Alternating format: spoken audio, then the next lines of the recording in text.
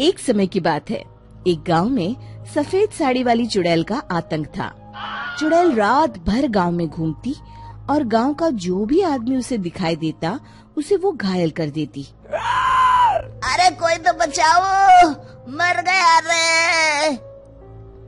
एक रात हरिया अपने खेत से अपने घर लौट रहा था कि तभी अचानक उसके सामने चुड़ैल आ जाती है। अरे बाप रे, ये चुड़ैल कहाँ से आ गई? आज तो मैं गया काम से।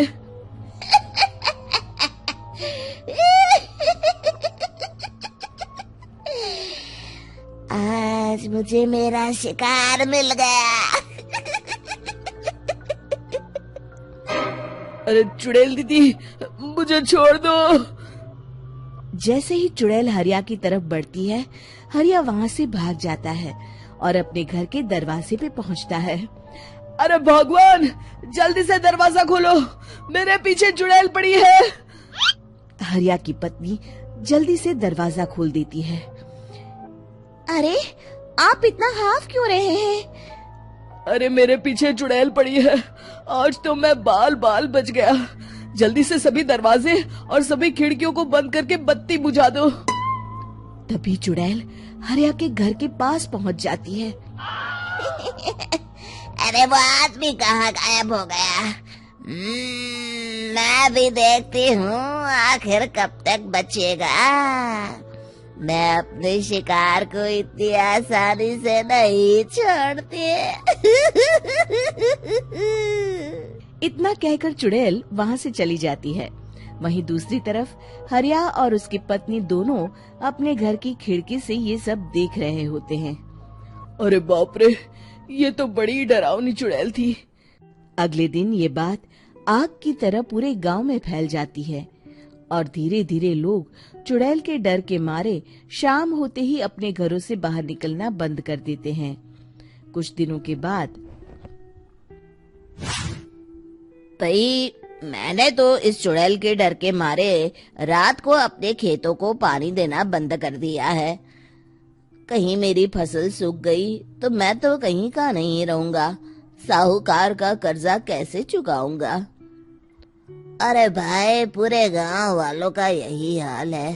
पता नहीं ये चुड़ैल हमारे गांव में कहां से आ गई।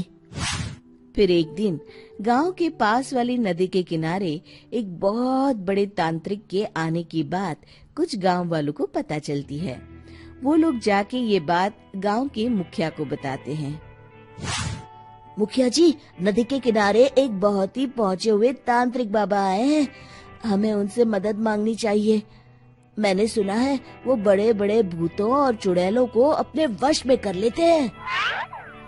मुखिया जी सभी गांव वालों को लेकर उस तांत्रिक के पास पहुंच जाते हैं।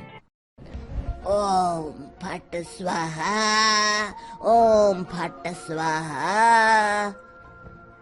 तभी तांत्रिक अपनी बंद आंखों को खोलकर कहता है, क्या बात है? तुम सब लोग यहाँ क्यों आए हो? मुखिया जी उस तांत्रिक को सारी बात बता देते हैं। अच्छा, तो ये बात है। और तांत्रिक अपनी आंखों को बंद कर लेता है।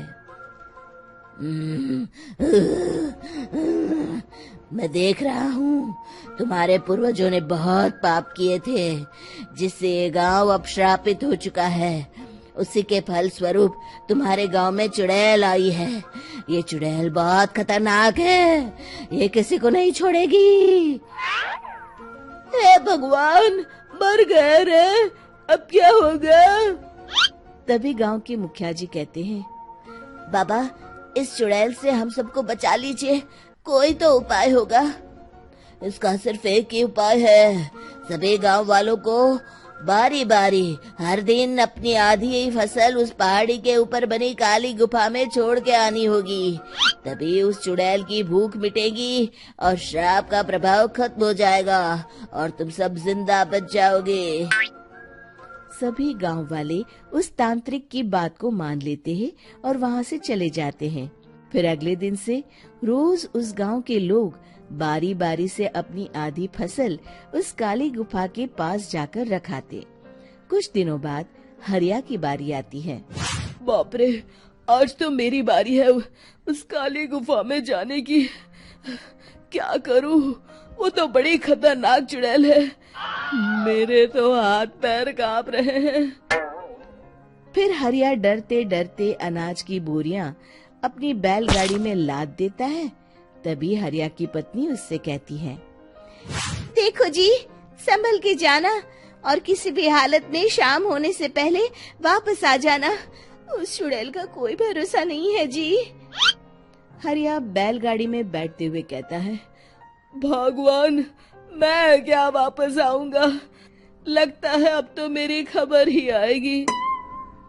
इतना कहकर हरिया वहां से चला जाता है। रास्ते में जंगल से गुजरते हुए हरिया की बैलगाड़ी का एक चक्का बड़े गड्ढे में फंस जाता है। हे भगवान, अब ये क्या मुसीबत है? हरिया नीचे उतर के पूरी ताकत से अपनी बैलगाड़ी को गड्ढे से निकालने की कोशिश करता है। बहुत देर मेहनत करने के बाद हरिया की बैलगाड़ी उस गड्ढे से बाहर निकल जाती है। हे भगवान, अब तो शाम होने वाली है। आज तो मैं गया काम से। जैसे तैसे हरिया काली गुफा में पहुंच जाता है। अरे मर गया रे, यहाँ तो चारों तरफ डरावना माहौल है। मैंने यहाँ आने में बहुत देर कर दी, कहीं चुड़ैल नाराज ना हो जाए। हरिया अनाज की बोरियां वहां रख के जैसे ही जाने लगता है, तभी उसे किसी के आने की आवाज सुनाई देती है। हरिया एक कोने में छुपकर अंदर देखने लगता है। चुड़ैल वहां आती है और फिर अपने चेहरे से नकली चुड़ैल का मुखौटा निकाल देती है। हरिया ये देख के हक्का बक्का रह जाता है। तभी चुड़ैल कहती है, भैया यहाँ आना, आज तो बहुत अनाज आया है। इसे मिलाकर अब हमारे पास ढेर सारा अनाज जमा हो गया है। कल ही हम इसे शहर में बेच आएंगे और माला माल हो जाएंगे। तभी अंदर से नदी के किनारे वाला तांत्रिक बाहर आता है। अरे, ये तो तांत्रिक बाबा है। हाँ, अब तो हम दोनों की जिंदगी मजे में कटेगी। गांव वालों को बेवकूफ बनाना इतना भी मुश्किल नहीं था। लोग तो तुम्हें सच में असली चुड़ैल समझते हैं। हाँ, तुमने सही कहा। अब ये गांव वाले चुड़ैल के डर से जिंदगी भर इस काली गुफा में अनाज पहुंचाते रहेंगे। अच्छा, तो ये बात है। ये दोनों पूरे गांव वालों को बेवकूफ बना रहे हैं। अभी जाकर सबको बताता हूँ।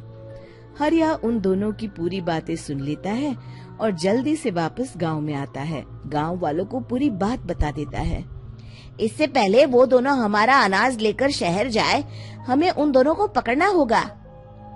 उधर दूसरी तरफ नकली तांत्रिक और नकली चुड़ैल बनी औरत एक बड़ी गाड़ी में सारा अनाज लाद के वहां से निकलने की तैयारी कर रहे होते हैं। जल्दी करो, इससे पहले हमें कोई देख ले। हमें यहाँ से निकलना होगा। और तभी वो दोनों देखते हैं कि सामने से सभी गांव वाले अपने अपने हाथों में मशाल लेके आ रहे हैं। दोनों बुरी तरह डर जाते हैं। रुक जाओ, तुम दोनों का भांडा फूट चुका है। अरे मर गए रे, ये गांव वाले कहाँ से आ गए? तुमने क्या सोचा इतनी आसानी से यहाँ से निकल जाओगे? ये अनाज हमने अपने खून पसीने से दिन रात खेतों में मेहनत करके उगाया है। दोनों मुखिया जी के पैरों में गिर जाते हैं।